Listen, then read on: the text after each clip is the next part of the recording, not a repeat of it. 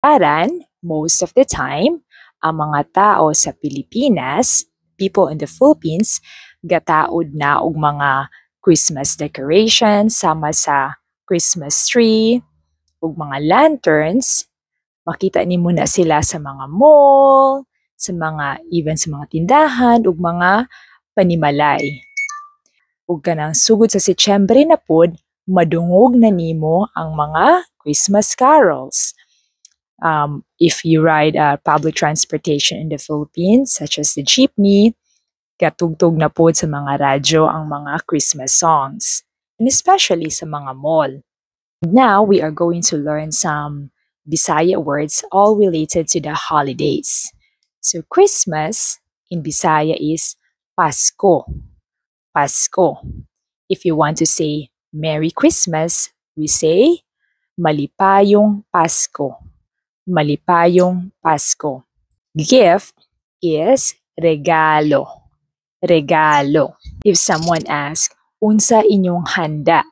Basically, that person is asking, what food are you going to prepare for the holidays, for Christmas? When handa sa Pasko, we have the lechon, napoy lechon manok, hamon, and mga noodle dish sama sa spaghetti, the Filipino spaghetti na naay hotdog, mga pansit, pansit canton, pansit palabok, different kind of pansit.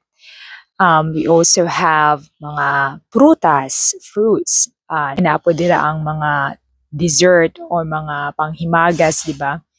We have like the famous mango float, macaroni salad, fruit salad, buko salad, ug uban pa.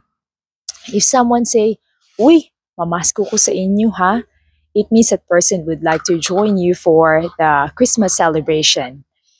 And then, if someone asks, uy, asa akong pinaskuhan? Basically, that person asking, where's my gift? Where's my Christmas gift? I will add more holiday-related terms in the coming days. But if you have questions, feel free to drop them in the comment section below. Hangtod sa sunod. Salamat!